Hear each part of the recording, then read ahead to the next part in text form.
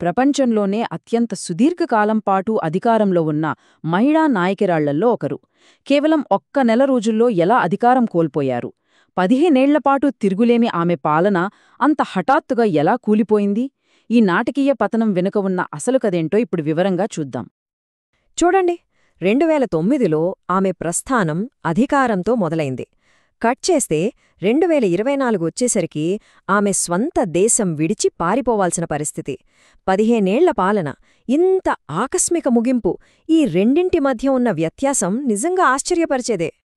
సరే, ముందుగా ఆమె 15 ఏళ్ల పాలన గురించి మాట్లాడుకుందాం.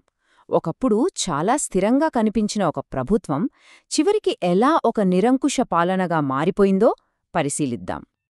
15 సంవత్సరాలు. అవును, అక్షరాలా 15 ఏళ్లు. ఒక ప్రజాస్వామ్యంలో ఇది చాలా చాలా సుదీర్ఘమైన కాలం. ఇన్నేళ్లపాటు ఆమె వరుసగా అధికారాన్ని చేతిలో ఉంచుకోవడం, ఆమె పతనాన్ని మరింత నాటకీయంగా, ఊహకు అందనిదిగా మార్చింది. ఆమె ప్రభుత్వం మీద వచ్చిన అతిపెద్ద ఆరోపణ నిరంకుశత్వం. అసలు నిరంకుశత్వం అంటే ఏంటి? సింపుల్గా చెప్పాలంటే ఒకే వ్యక్తి చేతిలో పూర్తి అధికారం కేంద్రీకృతం కావడమన్నమాట. మరి ఆమె ప్రభుత్వంపై ఈ ఆరోపణ ఎందుకొచ్చిందంటే, అధికారాన్ని పదిలంగా ఉంచుకోవడానికి ఆమె కొన్ని పద్ధతులు వాడారు. ఒకటి, ఎన్నికలను పర్యవేక్షించే తటస్థ తాత్కాలిక ప్రభుత్వ నిబంధనను రద్దు చేశారు. 2, పోలీస్, బ్యూరోక్రసీ, న్యాయ వ్యవస్థలను వ్యూహాత్మకంగా బలహీనపరిచారు. 3, రాజకీయ ప్రత్యర్థులను అణచివేయడానికి ఏకంగా న్యాయ వ్యవస్థనే వాడుకున్నారు.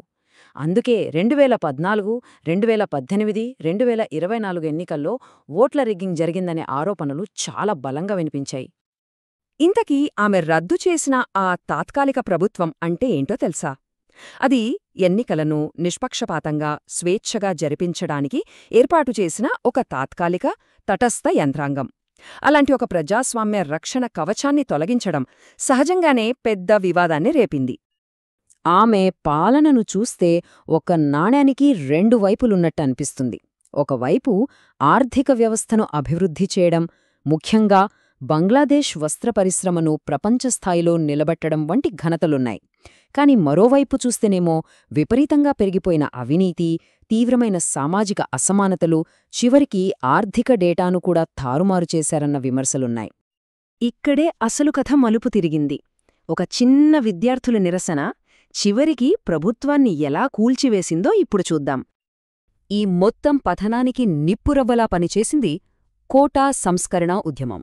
ప్రభుత్వ ఉద్యోగాల్లో కోటాలకు వ్యతిరేకంగా విద్యార్థులు మొదలుపెట్టిన ఈ శాంతియుత నిరసన ఊహించని విధంగా ఒక పెను విప్లవానికి దారితీసింది.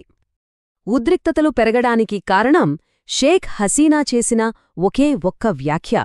నిరసన చేస్తున్న విద్యార్థులను ఉద్దేశించి ఆమె, విద్యార్థులు రజాకార్ల లాంటివాళ్లు అన్నారు.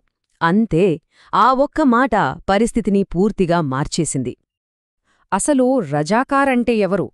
1971 బంగ్లాదేశ్ స్వాతంత్రయుద్ధంలో పాకిస్తాన్ సైన్యానికి సహకరించిన స్థానిక ద్రోహులను పిలిచే అవమానకరమైన పదమిది.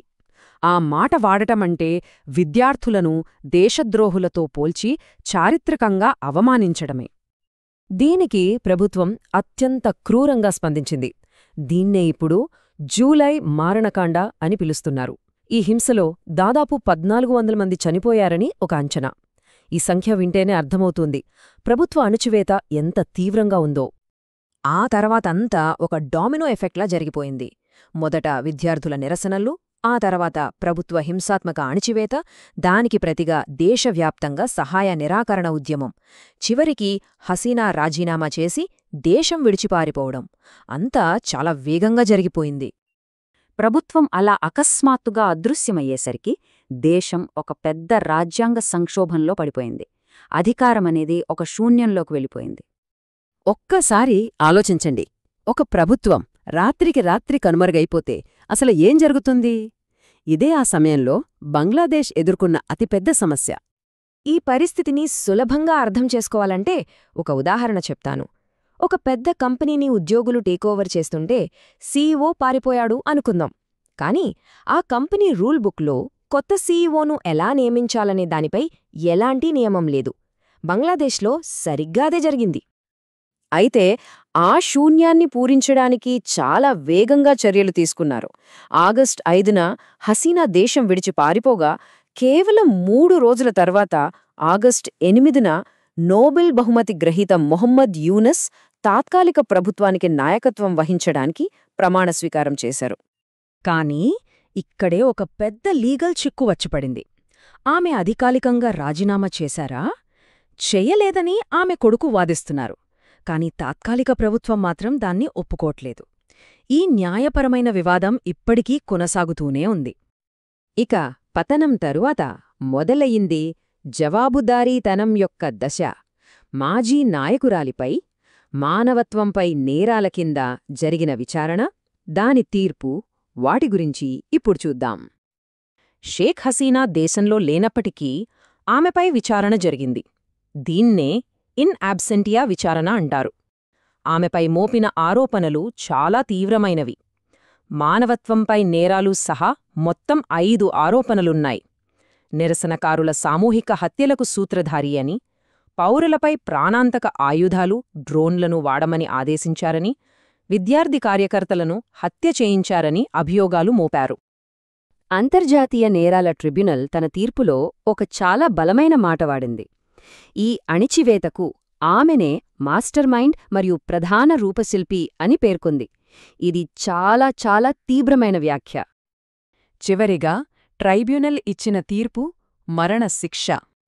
ప్రస్తుతం షేక్ హసీనా ఎక్కడున్నారంటే భారతదేశంలోని న్యూఢిల్లీలో కట్టుదిట్టమైన భద్రత మధ్య స్వీయ ప్రవాసంలో జీవిస్తున్నారు. కాబట్టి ఈ మొత్తం కథ మన ముందు ఒక పెద్ద ప్రశ్నను ఉంచుతుంది.